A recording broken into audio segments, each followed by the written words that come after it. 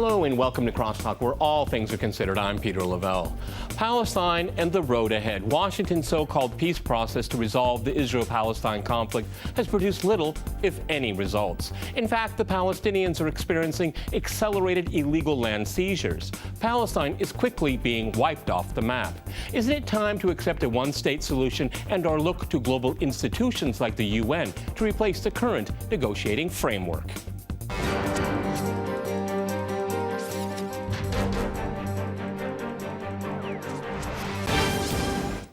To crosstalk the Palestine-Israel conflict, I'm joined by my guest, Soraya Sepahpour-Ulrich in Irvine. She is an independent researcher and writer, and in New York, we crossed to Norman Finkelstein. He is a political analyst and author. Crosstalk rules in effect. That means you can jump in anytime you want, and I very much encourage it. Norman, you've been a great scholar of the so-called peace process of the last 20 years. Coming to the studio today, I noticed that the U.S. Secretary of State has gone to the Middle East to kickstart talks. Well, I could have read that headline almost any month of the last 20 years. So, Norman, isn't it time to start a new format? Because it ain't going nowhere. I don't quite agree with that, Peter. We have to be careful about what's happening now, because I do think it is going somewhere, but not the place where justice would want us to go. Right now, Secretary of State Kerry, President Obama, and various other parties to the conflict seem pretty optimistic that they can ram down the throats of the Palestinians an Israeli-type settlement of the conflict. The Palestinians have never been weaker. Hamas is now a null factor. The so-called Palestinian Authority is totally dependent upon the United States and Europe to stay alive, to support it economically. The Palestinians are in a very difficult situation. Probably, as I said, they've never been weaker. And now the United States, along with the EU, incidentally, the United States and the EU think there's a historic opportunity to resolve the conflict, but resolve it in such a way that the Palestinians are left with virtually nothing. Okay, Soraya, so what kind of agreement is that? How can you have an agreement like that with no justice? I honestly don't believe these talks are going anywhere, and I don't think they're intended to go anywhere. It's just lip service. If you look at Mr. Obama's speech in 2011, where he actually mentioned the 1967 borders with some swaps, it was intended for the Palestinians not to ask for recognition at the United Nations. And after that, Mr. Netanyahu came to the United States, and I'm sure your viewers would know that Congress has far more powers, or is the most powerful branch of the U.S. government. He came and he addressed the United States Congress in 40 minutes. He got 29 standing ovations, in which he categorically refused to recognize those boundaries. And I think it's very important to understand that as long as there is aliyah, that means every Jewish person from anywhere in the world can go and live in Israel.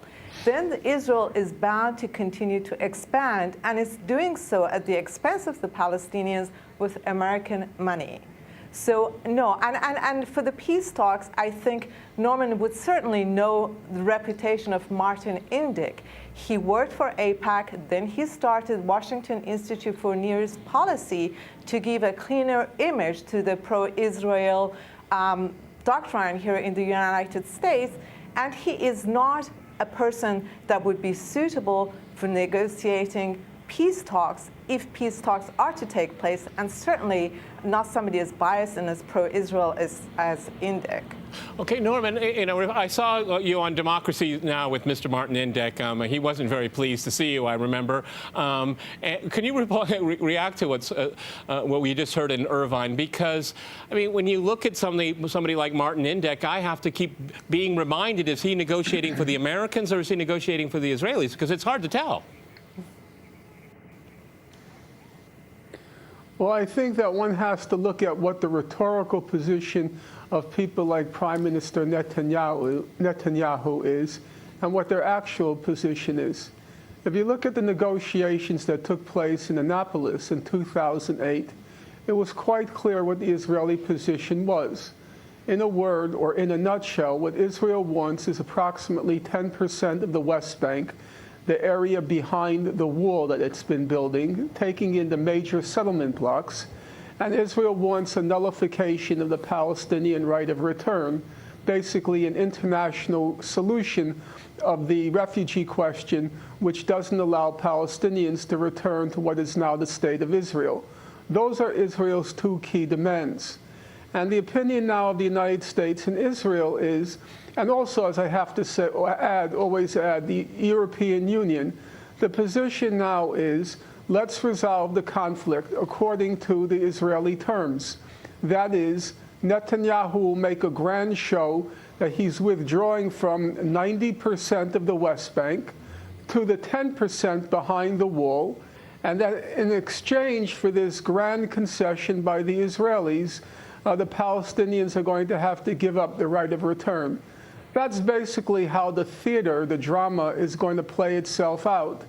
And if you look at yesterday's, for example, reports yesterday in the Israeli press, the EU made a statement.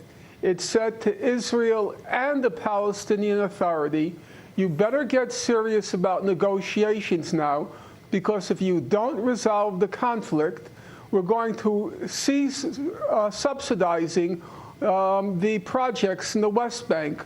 So basically, the EU is now colluding, collaborating with the US, turning the screws on the Palestinians. That, incidentally, is the purpose behind the current murderous blockade of Gaza, to break the will of the people of Gaza so they repudiate Hamas. The Palestinian Authority will then claim to speak for all the Palestinians, and the Palestinian Authority will then, because it really has no choice, concede to the U.S.-Israeli demands, which the EU is going along with. Okay, but Soraya, I mean, it's very interesting what Norman has to say going back to Annapolis, but I don't see Mr. Netanyahu, there's not enough pressure on him to change course. As a matter of fact, if you look at Israeli media very closely, and I know Norman looks at it, I mean, the Israelis see that they have a whole lot of cards here. Okay, maybe Netanyahu and Obama don't get along very well, but Netanyahu does have the Congress, okay? And, you know, I don't see a lot of sticks coming out from AIPAC. I mean, you know, Iran is one issue, but, you know, when you look at the Palestinian-Israel conflict, Congress is really very close to Netanyahu's position here, and I don't see anything changing it. Okay, the European Union will drop funding. That's not going to change the Israeli position, not one iota, I bet. No, you know, I don't No, let me go to Soraya first. Hang on, Norman. Hang on. Go ahead. The Europeans talk about this a great deal, and even as for Mr. Obama's position, Peter, when he was running for office in 2008, he promised an undivided Jerusalem to Israel at its capital, and even President Bush had not said anything so outrageous. And Mr. Obama keeps, or his administration, they keep increasing aid to Israel. It's not as if, you know, they're playing good cop, bad cop, but it depends how seriously you take Obama. You know, not long ago, 2-3 years ago, the State Department even assigned some money to Middle East Media Research Institute, which was founded by an Israeli army, the IDF, and it was to pinpoint anti-Semitism. Yeah. I mean, the Israelis and their positions are so backed by the United States, and EU is their greatest partner, trading partner. Things are not going to change until there's awareness amongst the people around the world. In America, people are simply too ignorant. They've been brainwashed. They have freedom of speech, but they don't have freedom of thought. All the information they have about what's going on in Palestine and with the Israelis is what the media tells them. And the media is squarely in the pockets of the neocons. The think tanks run issues, and even at universities, there's no freedom to discuss the issue of Israel and Palestine. But most importantly, we keep thinking about seeing AIPAC. AIPAC, to me, seems that it's just a muscle.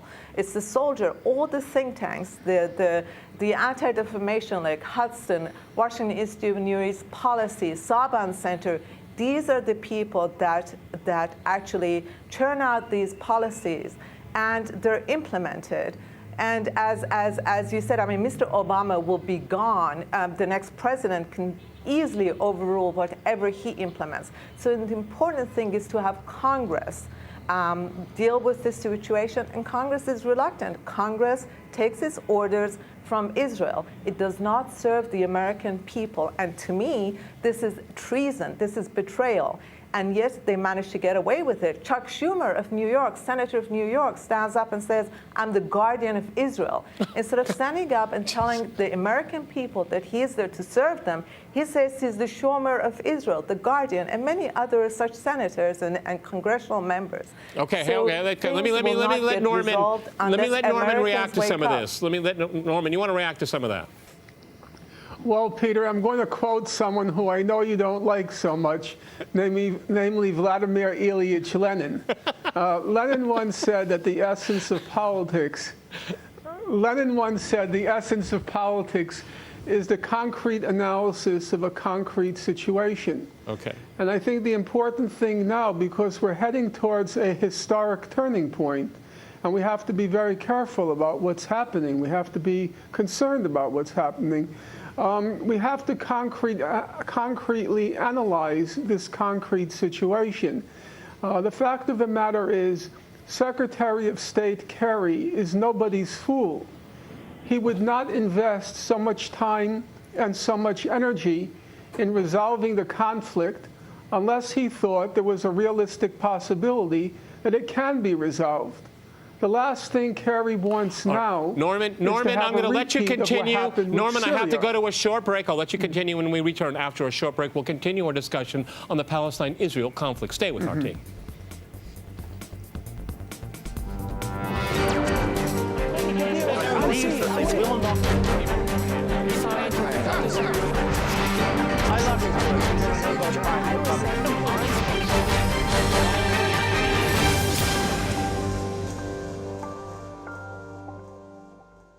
Welcome back to CrossTalk, where all things are considered. I'm Peter Lavelle. To remind you, we're discussing the Palestine-Israel conflict.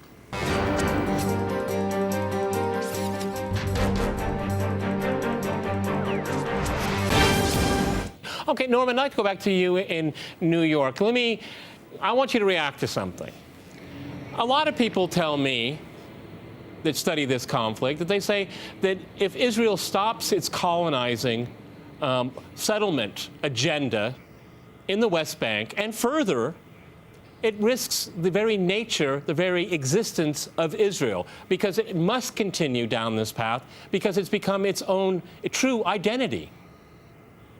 No, I don't really think, there's this tendency to look at countries in terms of this notion of original sin. That is to say, Israel was born in sin and therefore has to live in sin, and therefore there's no possibility of it changing. Any state has within it the possibilities of change. I lived in the United States through the Civil Rights era. When I was growing up in the 1950s, black people were still being lynched in the American South. I lived through a transformation such that the President of the United States is now African American. If you look at the first half of the 20th century, without trying to excuse any of the other great powers, I think it's fair to say that the most militarist and racist powers on earth in the first half of the 20th century were Germany and Japan. But if you look at BBC World Service polls from the last 20 years, when the countries around the world, when the public opinion around the world is asked the question, which countries in the world have the most positive, the most favorable impact on international relations? If you look at these BBC polls, believe it or not, every year Germany is #1 and Japan is #2, or Japan is #1 and Germany is #2. Countries can change. Okay, States but can change. Norman, if I use your logic, then Israel must be invaded and conquered and occupied, like Germany and like Japan, to change its behavior. That's the logic. Well, not exactly, Peter, because I began with the example of the American South, and you can also take the example of South Africa. In those two instances, what it required was a mass popular nonviolent movement supported by international public opinion. Those were the key ingredients. It had to be a mass, popular, nonviolent movement with a large amount of international support. And I think the same formula that worked in the American South and worked in South Africa, I think that formula can also work to end the Israeli occupation. Okay. Soraya, if I can go back to you, to Irvine, I will agree with Norman that countries can change, but countries can change for the worse. Look at I think the better ones would probably agree with that. I think, you know, Africans that ended up in Israel somehow would probably agree that things are changing for the worse because each government gets more and more right-wing and more racist. What you can hear on Israeli television is forbidden on American television because some officials are so blatantly racist. And that's true. And again, I do agree with Norm also that countries can change, but they can only change if there's a will to change. Israel does not have this will. If you look at the popularity of Mr. Netanyahu in Israel, his popularity is an all-time high after he basically stopped Mr. Obama about the two-state solution. And Norm himself was kind enough to pass a YouTube video of how Israelis are using children, young children, teaching them hatred, discrimination, and the lust to kill Arabs, Lebanese, Gazans. So there is no will there to change, and America is encouraging this by allowing it to happen, by overriding every single UN Security Council resolution. If you go to the Jewish Virtual Library, they gladly and proudly mention how many times the U.S. had vetoed UN Security Council resolutions. There can be no change when there's no will. And one of the most important factors is Israel has a need to expand because it wants to embrace more and more people. At the moment, we're talking, talks may go somewhere, but the children of Gaza, the people of Gaza, are walking in sewage to go to school if there's a school to be found, because there's no fuel. Why is there no fuel? In 1999, there was massive amounts of gas in Gaza that British gas was going to explore. Israel put a stop to it. Sharon said, I will never buy gas from Gaza. They want to own it. They want to own the water in the region, because if you expand and you have land, people need water. You may import fuel, but you can't do it with water. So they wanted to get water from Turkey, and in order to do that, Iraq and Syria had to be eliminated. So there's no stop to this. And as you say, you hear things on Israeli television you don't hear in America. America sanitizes everything. The American people continue to hear from their officials that Israel is our democratic ally in the region. Well, that is so false. It is not an ally. It's costing America so much money. It's bankrupted America fiscally, morally, and politically. And it's not an ally. It's just destroying the countries around it, and it's destroyed America's standing in the world. And the people of America need to be informed. Peter, nobody's talking about what's happening in Gaza, in West Bank, what Israel is doing. We're talking about all other things here in America. There's a deliberate attempt to keep the people ignorant. God forbid the Americans should stand up and say, I don't want my money to go to people who are committing heinous crimes, borderline genocide, and I can't eat here. I'm homeless. But I'm contributing not only to the people of Israel that are there at the moment, but anybody who wishes to come, whether it's from Africa, whether it's from Asia, everybody can go there, and my tax dollars will fund them. This is what Americans don't know.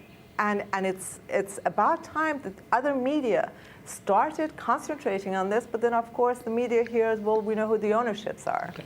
Norman, convince me that Netanyahu is going to pull a Nixon goes to China. Try to convince me.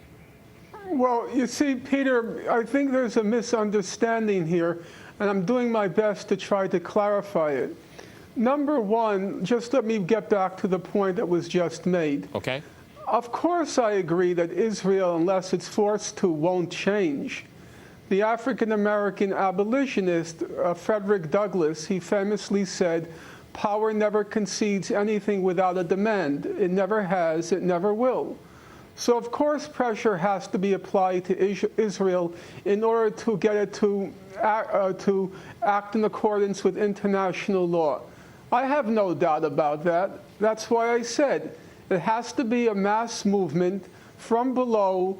It has to be nonviolent, and there has to be a lot of international public opinion support to get Israel to budge. So on that point, there's no disagreement between any of us. Now, on the question of Netanyahu, you have to remember that Israel, if there were an Academy Award for Best Dramatic Performance by a country, Israel would win every year. Israel is a theater. And Netanyahu, of course, Netanyahu is the star of the theater. So I said a few moments ago that we have to distinguish between Israel's rhetorical position and its actual position.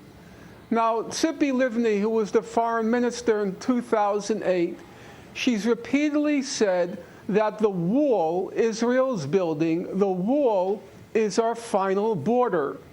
Israel wants about 10% of the West Bank, which includes some of the most arable land. It includes the critical water resources. It includes East Jerusalem. And basically, it trisects the West Bank, leaving the Palestinians a Bantustan. So effectively, they want 10% of the West Bank. But Netanyahu, the star of the show, he pretends that Israel wants all of the West Bank. And then, during negotiations, the claim will be that Israel's making a heart-wrenching concession as it gives up 90% of the West Bank.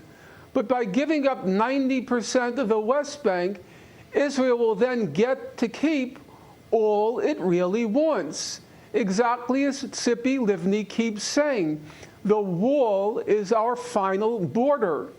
Israel wouldn't be investing billions and billions of dollars into building this wall if it wanted territory beyond the wall. Okay. If I can go back to Irvine's, you know, I mean, I have a hard time. Go ahead. Jump in.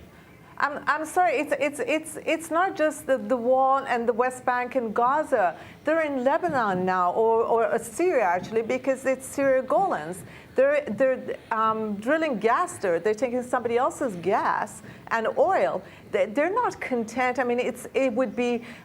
Norm is far too bright and far too well informed to be naive enough to take the words of an Israeli leader when it comes to their expansion and their expansionist policies. They are never content. They're always asking for more. And it's for some bizarre, well, not for some bizarre reason, the United States always gives into them. It's become this, they've become like the monster of Frankenstein. I mean, the United States made Israel to what it is today with all its support, and now it is Israel, the monster, that turns around to Dr. Frankenstein and says, obey me. And America is obeying. And nothing will change unless the mentality, yes, I'm 100% with Norm that we need grassroots movement. But there will be no grassroots movement when people are ignored, when people are misinformed deliberately. This is censorship. One thinks that censorship is just cutting out news, but it's misinformation as well. And Americans are not being given a chance to learn what's going on. Norm, even in universities, you know this, you cannot discuss Israel in universities. All right, on this very critical point, I'm sorry we've run out of time. Many thanks to my guests in Irvine and in New York. And thanks to our viewers for watching us here at RT. See you next time, and remember, CrossTalk rules.